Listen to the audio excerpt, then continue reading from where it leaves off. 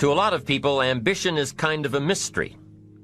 The dictionary says it's an eager desire for distinction, power, or fame. But what does that really mean?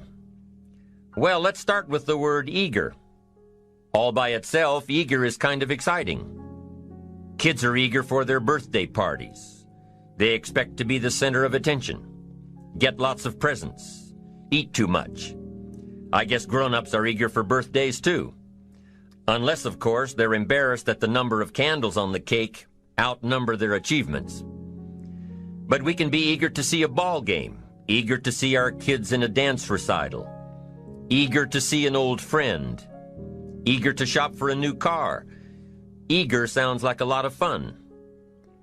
But do you ever hear people say they are eager to live a better life, eager to have a better family, eager to make a lot of money? Probably not. And that's a problem. Because how I see it, living a better life, having a better family, and making a lot of money takes an eager desire. We have the remarkable ability to get exactly what we must have. But there is a difference between wishes and desires. We've all heard people say, "Oh, I wish I could just drop 5 pounds. I want to be a little lighter." And we've probably said it ourselves, especially after a big holiday dinner of turkey and homemade pie and every other thing we can possibly stuff ourselves with in one 8-hour period of time. And even though we may wish we could breathe a little easier in our clothing, we have to have the desire to exercise a little more and eat a little less. The "I wish I could lose weight" has to become, "I have the eager desire to lose weight." I'm also sure you've heard people talk about wishing they had more money to pay the bills, or take a vacation, or just to take a little pressure off of life. But before their lifestyle can change, their wish needs to become a desire. If they really desired change, they wouldn't spend their evenings just watching TV and wishing they were doing something more. The backbone of an eager desire to change is discipline. True ambition is disciplined, eager desire. It's that little part within us that says, if I want to be ready for that meeting tomorrow, I need to finish preparing for it today. If I want to make sure I can pay for my kids' college education, I need to start saving today. If I want a better life tomorrow, I need to start working on it today. Ambition is a minute-by-minute, day-by-day mentality.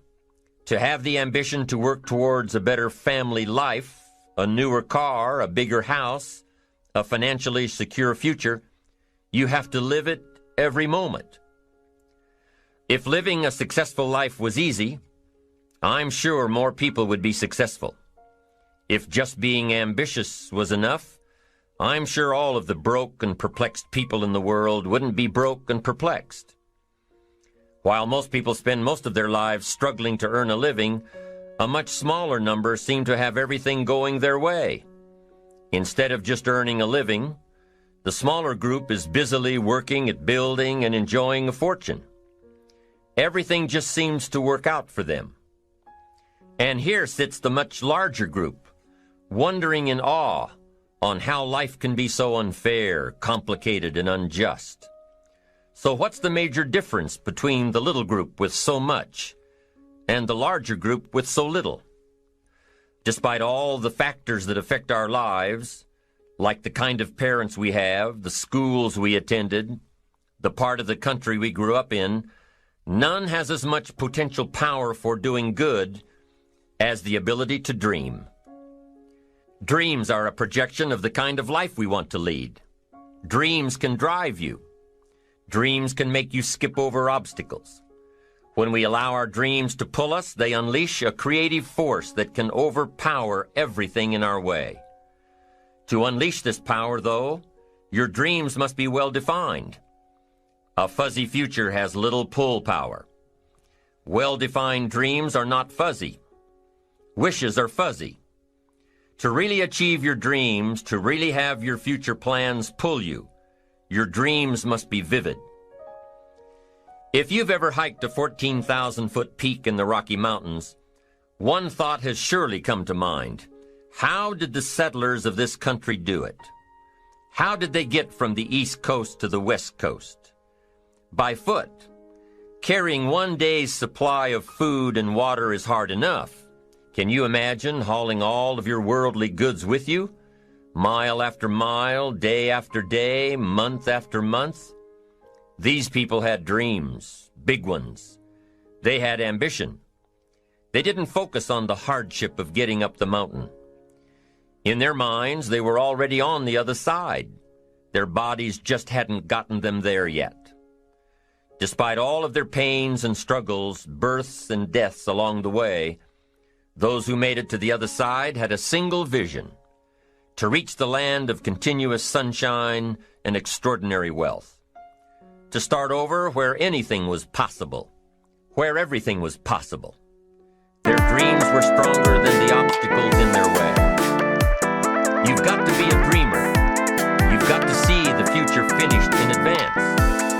You've got to see California while you're climbing 14,000-foot peaks. You've got to see the finish line while you're running the race. You've got to hear the cheers when you're in the middle of a monster project. And you've got to be willing to put yourself through the paces of doing the uncomfortable until it becomes comfortable. Because that's how you realize your dreams. Our great country was founded with dreams. They've always been important. Dreams are what caused thousands of people to leave their homes and families and start over in a land where anything was possible. To this day, dreams continue to bring people to our land of opportunity. To a country where you can start with little and end up with a lot. To America.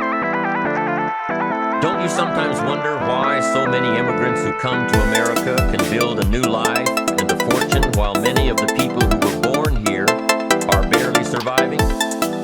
They have a dream, a defined goal, ambition. Aside from the pioneers that crossed the prairies and the mountains to reach their vision of hope and future promises, there are other amazing examples of how ambition has shaped America. Take Ben Franklin, for instance. When most people think of Ben Franklin, they remember the kite and the lightning bolt and the discovery of electricity. What a lot of people may not know is that Ben Franklin was one of the first writers to address self-making. When Franklin started Poor Richard's Almanac in 1732, he used the blank spaces between the crop data and the weather information to insert clever bits of moral and practical advice. I'm sure you've heard the saying, fish and company start to stink in 3 days. Well, that was one of hundreds of Ben Franklin's comments on life. Another was, diligence is the mother of good luck. You know, it's amazing how hard-working, smart-working people have all the luck. We sometimes hear of a brand-new musical group, an overnight success. They must have been in the right place at the right time, knew the right people, had a friend to help them out.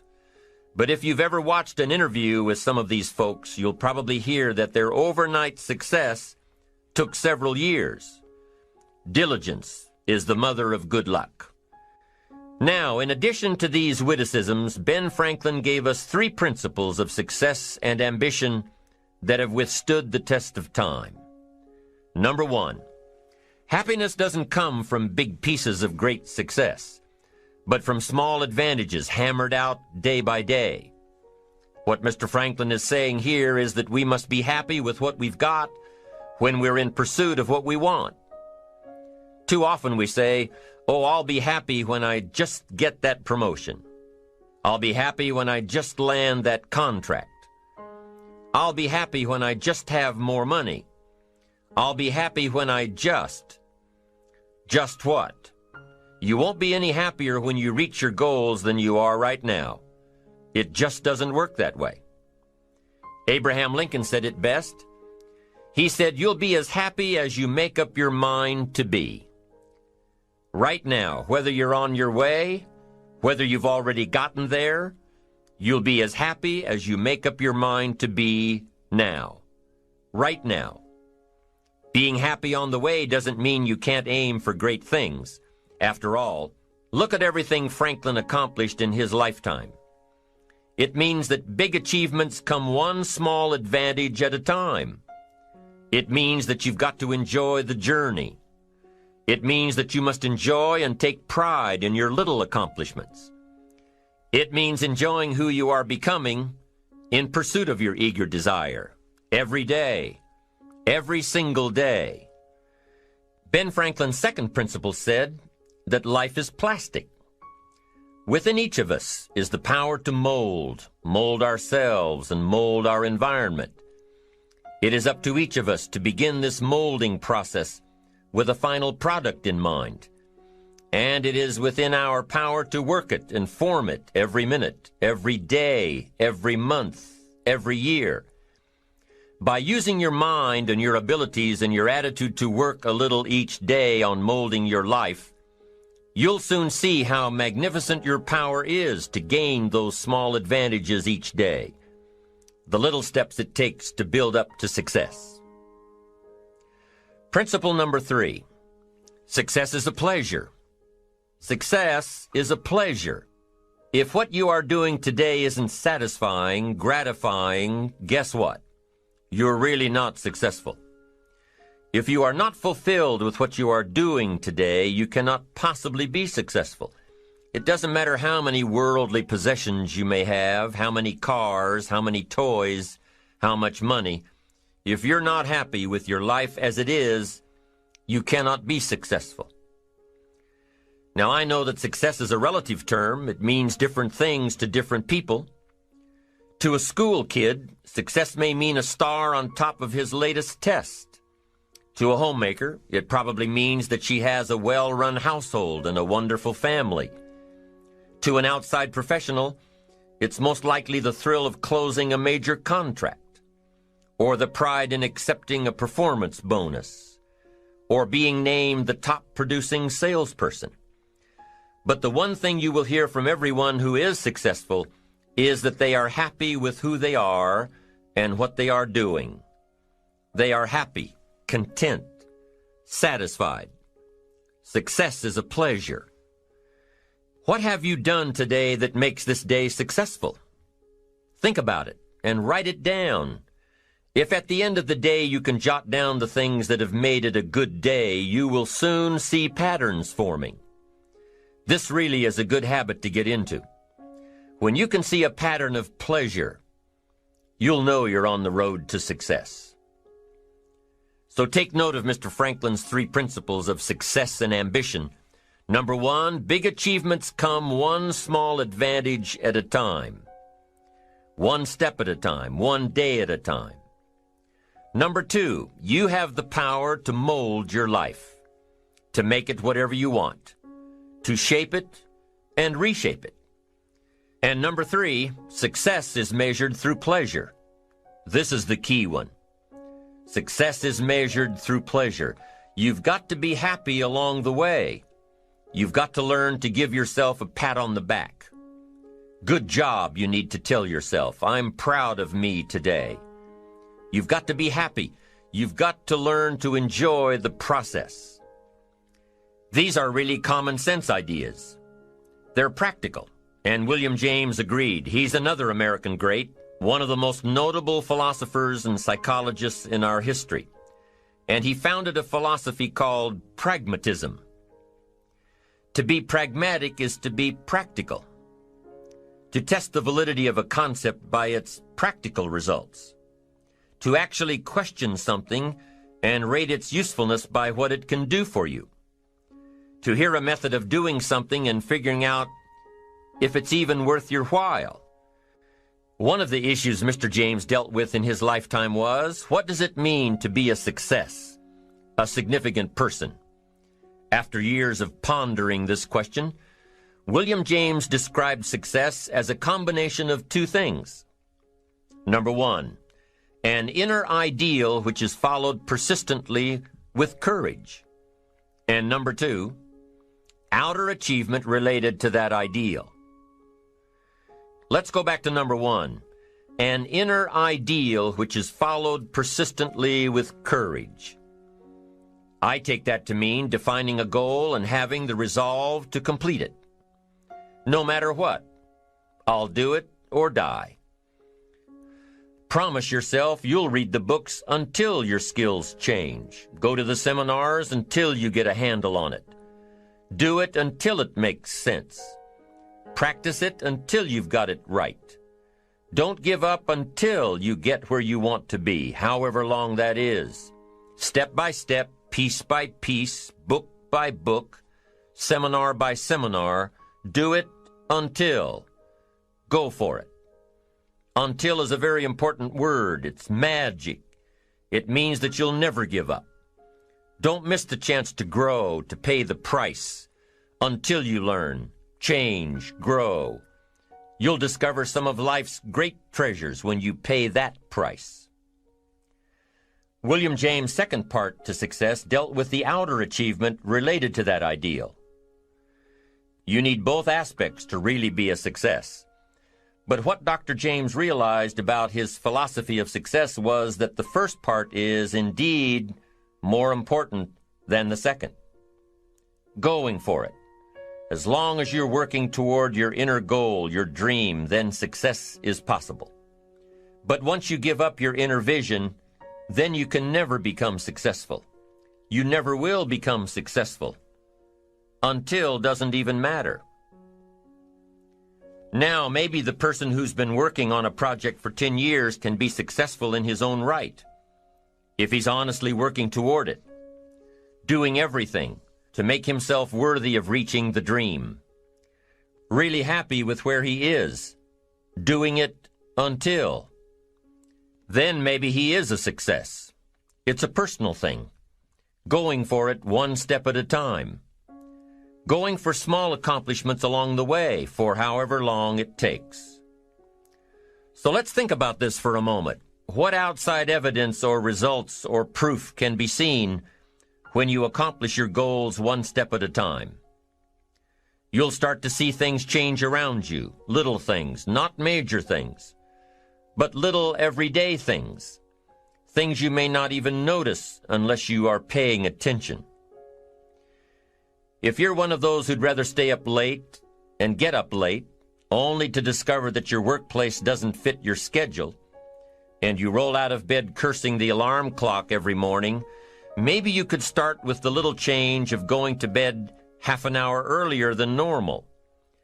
And maybe you'll see, in time of course, you can't train your body overnight, maybe you'll find out that you jump out of bed in a better mood, and that your day will start better, and that you'll get more done, and that the people around you that caused you problems aren't so hard to work with after all. It all starts by making one little change and adding to it every day. You see, you can't change what's going on around you without first changing what's going on within you. Start changing how you look at mornings, and sure enough, people will start changing how they look at you. When you start changing how you think, how you act, how you treat others, how you treat yourself, when you start responding instead of reacting to life, life will start responding to you. I'm telling you that you can do it with your lifestyle. You can do it with your sales career. You can do it with your management career. You can do it with any part of your life. If you are looking for equities unmatched, don't curse the only thing you have, seed and soil, sunshine and rain, miracle and seasons. But start processing things like we're covering in this program, and change will take off for you. You cannot believe what can happen in such a short period of time. So you ask yourself, what small changes can I start making today? Well, you can start in your car on your way to work. If you're sitting on the highway, stop-and-go traffic, moving at about 15 miles per hour tops, look at the guy or the lady sitting next to you and give them a smile, or thumbs up, or even wave. Now, some people might think you're a little strange, but hey, you'll feel better. And tomorrow, when you get into the office, how about a big cheery hello to the people at the front desk? And everyone you see on the way to your office. And when you get home tonight, how about giving your wife or husband and kids big hugs instead of collapsing on the sofa? When you start with the little things that make others happy, improve their day, you'll find that these little things add up to big ones. So what happens when you start taking charge of your own personal happiness, your own life? Do you think that these little things will somehow make a difference in meeting your goals? You bet they will. You can't do it alone. You can't be successful by yourself. It's hard to find a rich hermit, you know. The ambitious person realizes that each of us needs all of us. You all by yourself may have finalized the company's marketing plan, or finished up the sales projections, or even wrote the mission statement for the year to come. Even if you did this all by yourself, you really had the help of all of those around you who tolerated and supported your need to be undisturbed, or provided service to you during the project. Maybe you should thank those people every once in a while with a dinner certificate, or a bouquet of flowers, or 18 holes of golf. Even a thank you note. Thank you notes are so important. After all, without your support team, you probably wouldn't be where you are today. You can't be successful by yourself. So thank them. Thank those around you. And let them know just how important they are to you. Be it your office personnel or your family or your friends, a thank you sure goes a long way. So, is it important to do a little extra for these people as you are working your way toward your goals? I think so. I'm sure you do too. Once you've decided that you're going to set sail, go for it, and let loose on your new charted course, you don't have to worry about the winds that will most certainly blow around you, the obstacles, the negativity that will stand in your way. You don't have to worry about what other people will say. You just have to keep your mind on your course. Those winds may blow fast and furious, but if you know your path, if you know where you are going, they will help push you toward the dreams and goals and treasures that you have already decided you're going after. Your goals will push you forward, ahead of the stormy weather. There are some amazing people around that we can learn from today, people who have already braved the storms and come out on top, people who are still alive today, people who started with nothing and ended up with something great, famous people, not so famous people, maybe even people you know, but don't know their stories, people who had an early vision and ambition, people who turned their focused dreams into the reality of success. One of my friends tells this story about her dad. She thinks he's cheap. She gives him a hard time every time they go to one of those all-you-can-eat places, because he eats all he can eat, until he can't move, until he needs to take something for indigestion. But she knows where he came from, his history, and understands just why he is the way he is. He eats all he can eat because he was raised in an orphanage, a place where you had to grab all you could or you'd be hungry.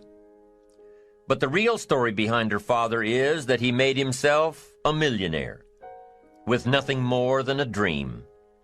He watched his own father drown when he was 4, was taken away from his mother a few years later and put into an orphanage because he was so bad. Raised by other people, strangers. After growing up in foster homes, he decided to go out on his own. He barely finished high school, but he found a job as a vacuum cleaner salesman. He did well, really well. But the woman he loved didn't want to marry a vacuum cleaner salesman, and he really didn't want to be one. So he went to college, went on to medical school, prospered, really prospered, led a tremendously successful life as a radiologist, and is now retired, goes fishing, rides his Harley. Stories of success are all around us, everywhere. Take the time to talk to these people or read their stories. You might learn something. you might find out that they have already traveled the path you are now on. You know, when most of us think of Jesse Jackson, we think of the political Jesse Jackson. But what most of us don't realize is that before Jesse Jackson went to the streets to gain votes, he went to the ghettos with a message for inner city youth. During his rallies, he would have the street kids repeat after him, "I am somebody." Jesse Jackson's message to these kids was that ambition is a moral imperative. To be a good person, you have to have ambition. You have to try to do something good with your life. You have to try to get out of where you are today or make where you are a better place tomorrow. You have to, or anything else is a waste. Mr. Jackson knew that his contribution to life began with America's youth, where he could make a difference before bad attitudes and bad habits took over for good. He went to make a difference with the disadvantaged youth of America. What an admirable mission. I'm sure you know that the same principles he teaches apply to you.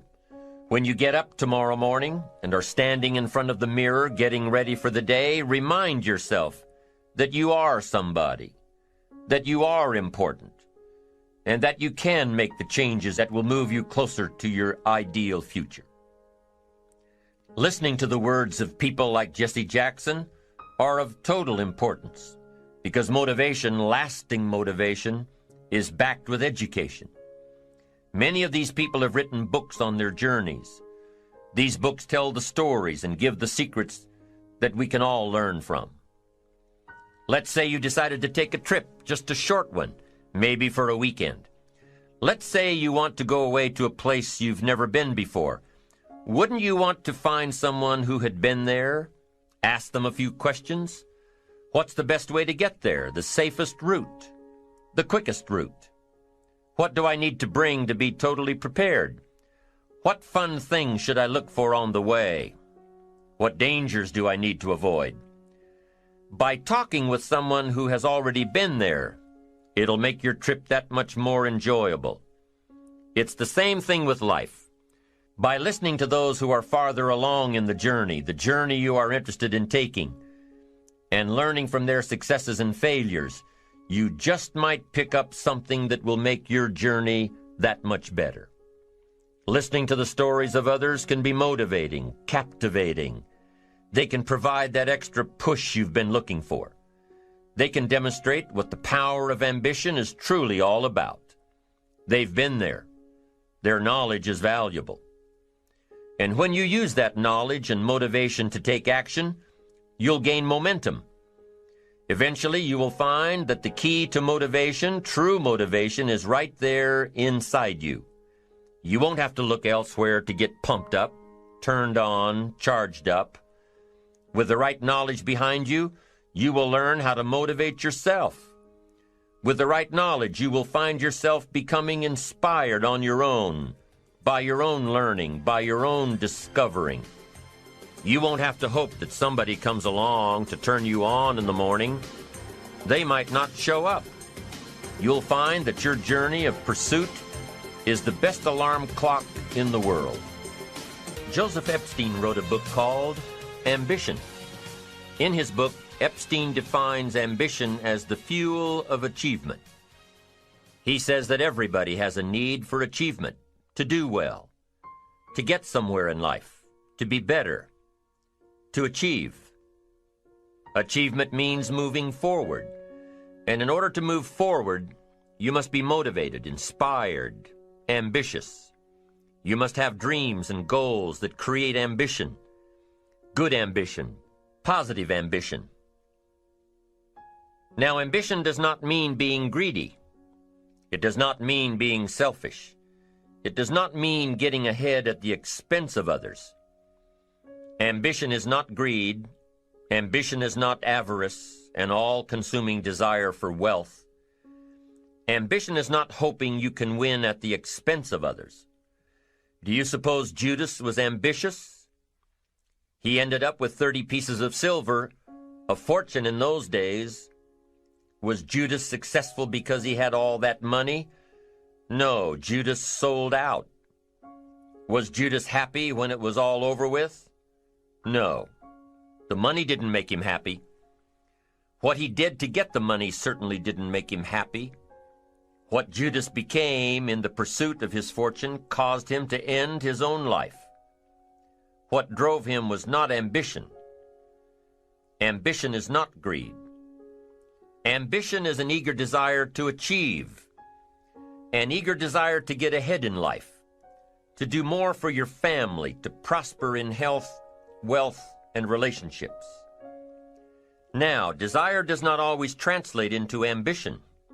Desire is what you want for yourself. A bigger house, a better car, a fatter bank account, a better life. I desire to have these things. Ambition is how you get there. Desire is sometimes healthy. Desire is sometimes unhealthy. Desire might say, I want the tallest building in town. The destructive side of desire might urge you to tear all of the other buildings down. I guess that's one way to do it. You might get away with tearing down the first one and maybe the second one. But in your desire to tear them all down, sooner or later, some guy is going to be standing out in front of his building saying, I'm on to you. Get out of here. And pretty soon you're no longer known as a builder. You're known as a destroyer. Now, the second way to have the tallest building in town is to see it, dream it, and plan it, and put your team on it, work on it. Go through all of the steps to get there. Do it right. Have the ambition to be the owner of the tallest building in town, and go through all of the right steps to get there.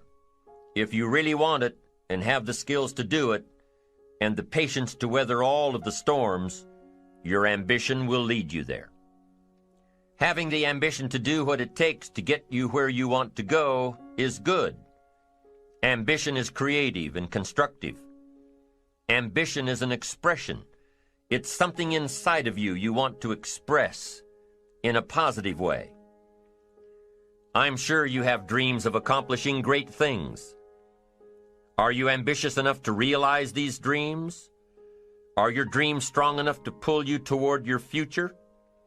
Are they vivid enough to see the end result now? Are they worthy of doing until you get there? What are your reasons for creating these dreams? Reasons vary from person to person. I bet if you did a little soul searching, you could come up with a fairly strong list. The list of reasons. Why is it so important to achieve these dreams? What are you trying to express? These reasons for accomplishing great things are different for everybody. There are personal reasons, sometimes uniquely personal reasons.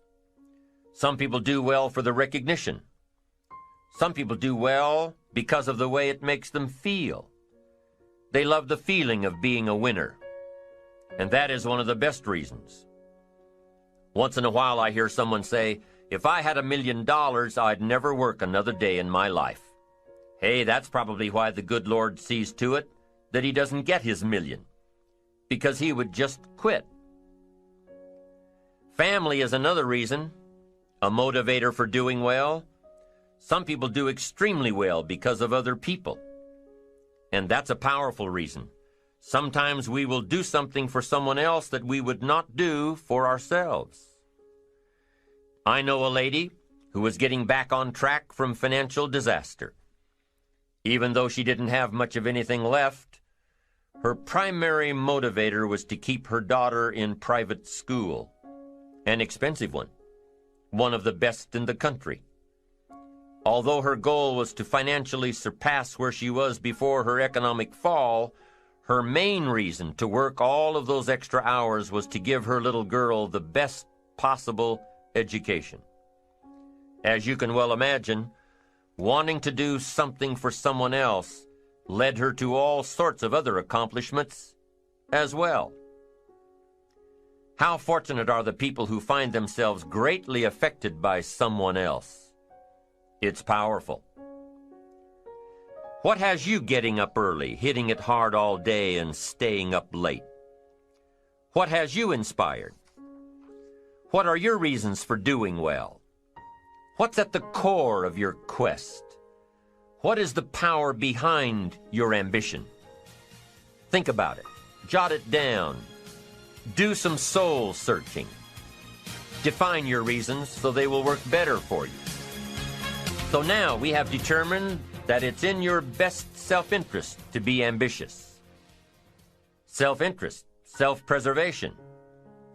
As human beings, we can't help but be interested in our own self-preservation. We can't help but be self-interested. It's one of the strongest urges we have. Interested in our preservation, interested in our development, interested in our success. There's certainly nothing wrong with self-interest, but here's the clue. Self-interest must be enlightened as to what truly serves us best. When I found out that self-interest was okay, that was a big relief to me. Now, we're not talking about selfish. We're talking about self-interest. Self-interest needs to be educated, enlightened. Self-interest is willing to be benefited by service to others, not at the expense of others. Self-interest at the expense of others starts to be greed, evil, hoping you go up as someone goes down, hoping to attain while someone else loses.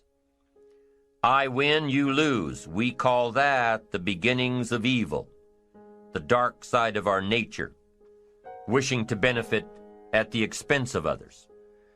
Enlightened self-interest wishes to benefit at the service of others. A friend of mine tells this little story about a person she hears from about every 3 months or so. This guy calls to solicit money for food baskets for homeless families. She's happy to give her money to them. She was unfortunately homeless for a short period of time, and she knows the position these people are in. This group is legit. She checked them out. But after the second or third time this guy called, same guy, after the second or third time he called, she started talking to him about other stuff. Turns out this guy is broke, living in a hotel, looking for any construction job he can find. Any job at all. But what's unique about this guy is that he donates 2 or 3 hours a night, every night, to call people and get money to feed the homeless. Every night, from his hotel room. Now, most people would say this guy should use those hours every night to work a second job or a third job. But while he's way down on the ladder of success, he feels it's important to help those less fortunate than he is.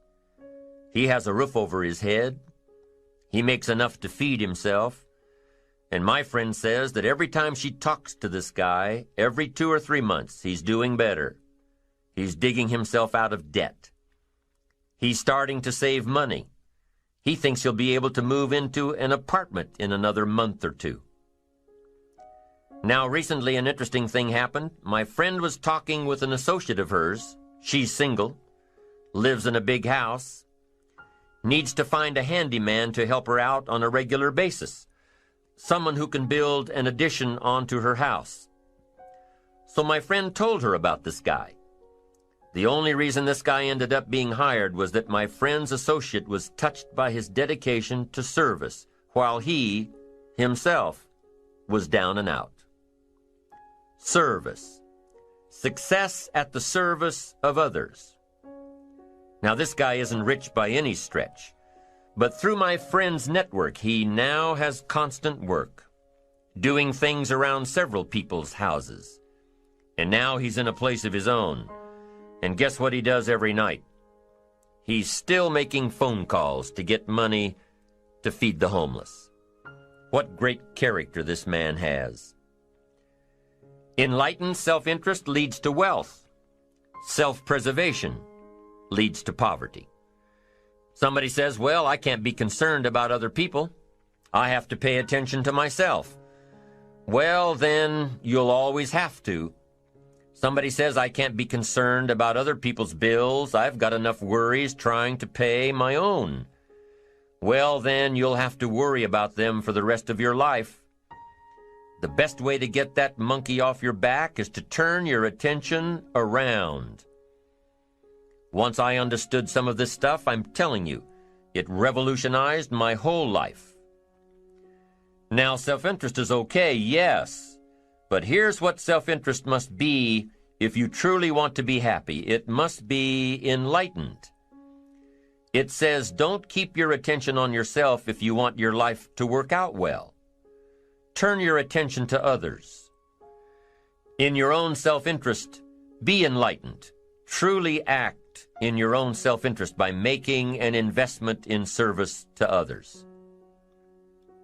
Next, if you wish to receive, now there's nothing wrong with wishing to receive. It's part of self-interest. But here's the enlightened part. If you wish to receive, you must give. Some people say, if you give, it's gone. No, no. Not if you're educated. If you're stupid, yes, it's gone. But if you're enlightened, chances are, if you give, you've invested. And what do we expect an investment to do? Return. Get back what you put out? No. We expect it to return multiplied. Bigger, greater, better. My father taught me way back, son, always do more than what you get paid for. Now, some individuals might argue with that. They'd say, no, you're going to mess up the whole program. I know they're wrong. In my own self-interest, I did what my father taught me, to always do more than I got paid for. Why? To make an investment in my future. Do more than you get paid for to make an investment in your future, and it's paid off for me. If you're wanting that big promotion, are you going to go up to your boss and say, just give it to me? I'll work harder if you just give me that promotion. No, it doesn't work that way. You've got to do more in your current position so that you get noticed, so you stand out from everybody else.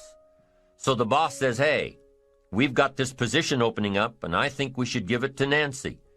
She does so much more than we expect. Just imagine what she'll do if we give her this promotion. You've got to do more than you're paid for. You've got to. It's an investment in your future. It's one thing to make a sale. I'm telling you, if you make a sale, you'll make a living. If you go beyond making the sale and serve people by keeping in touch, calling them before they call you, writing a thank you note, sales will lead to multiple sales. You can make a fortune if the customer is well taken care of. People who are well taken care of will open doors you can't get through by yourself. All of us have found ways to make a living. What got interesting for me early on was to figure out ways to make a fortune. You'd say, well, Mr. Rohn, how would I deserve to make a fortune? It's easy. Render fortunes of service. People will do things you cannot believe for people who give them good service. Here's one of the greatest gifts you can give anybody, the gift of attention. In return, they will do extraordinary things for your career. Take you by the hand and lead you to more people than you could meet by yourself.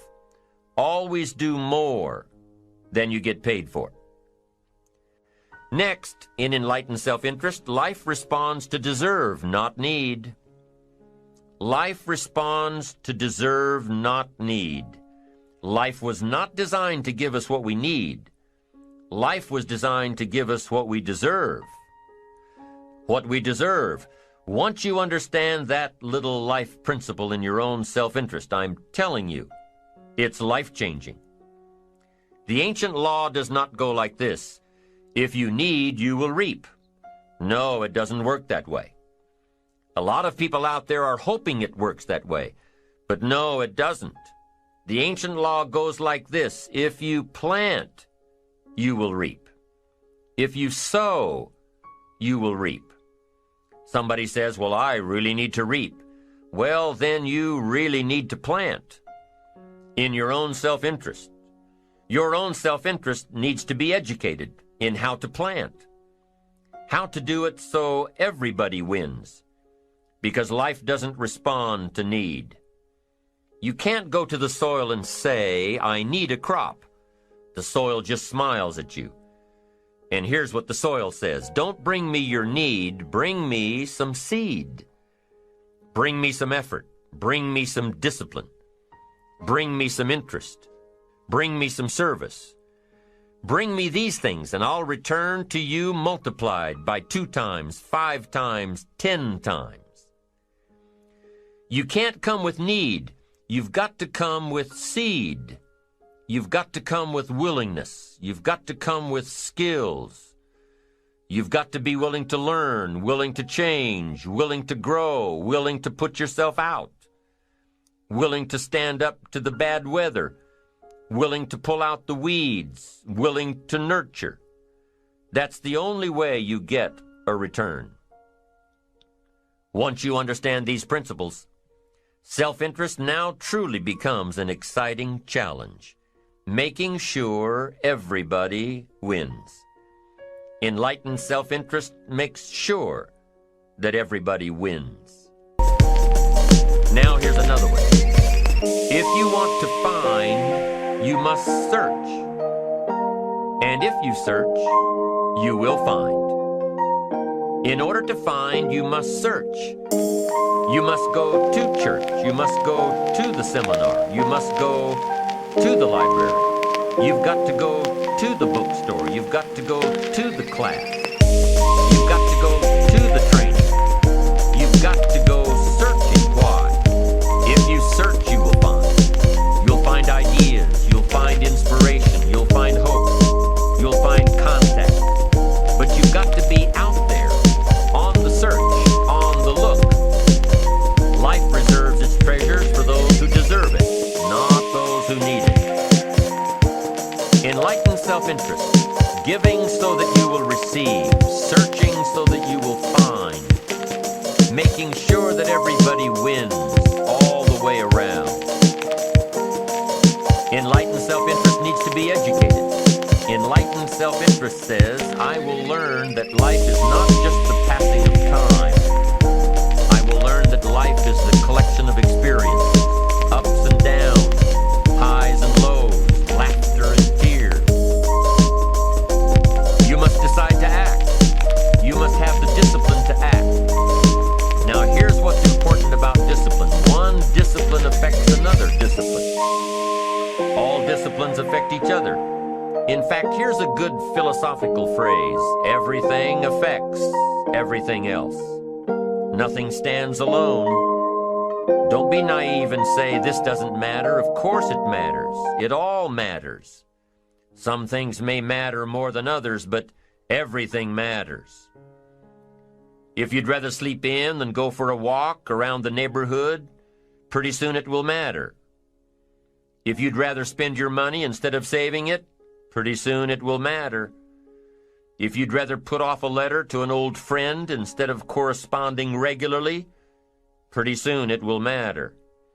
If you'd rather work late every night instead of going home and spending time with your family, pretty soon it will matter. It all matters. Every letdown affects the rest. If you won't walk around the block, you probably won't eat right. And you probably won't buy the books. And you probably won't attend the seminars.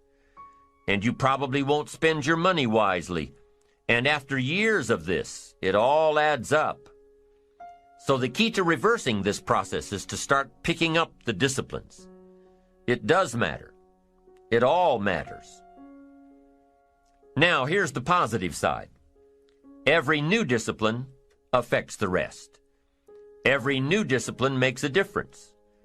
That's why action is so important. The smallest action, the least action, the action that you won't think will matter, it all matters.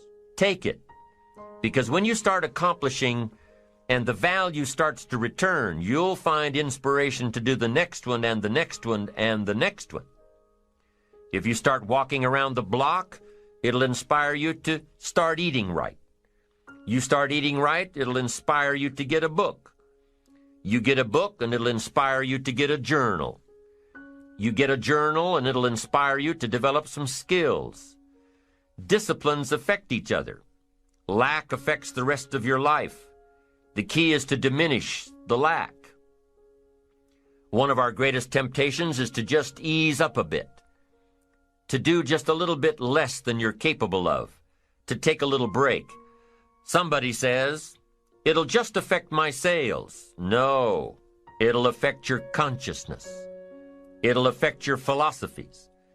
It'll affect your home life. It'll affect everything. No, you can't ease up a bit. That's what vacations are for. When you're at work, work. When you're on vacation, rest. Wherever you are, be there. If you think about vacation when you're at work, you'll surely think about work when you're on vacation. You'll just mess it all up. So be disciplined. Get involved. Do all that it takes to get the job done. Get your health back. Get your bank account where it's supposed to be. Get your family in order. Get disciplined, be disciplined every day. When you set up the disciplines that give your life structure, miracles can happen, multiplied. And I'm telling you, anybody who wants to make a drastic change in their income can do it. I was broke at age 25 and a millionaire at age 31. Everything around me was the same. I changed. I refined my philosophy. I read the books. I took the classes. Started looking at life a little differently. I'm telling you, it works.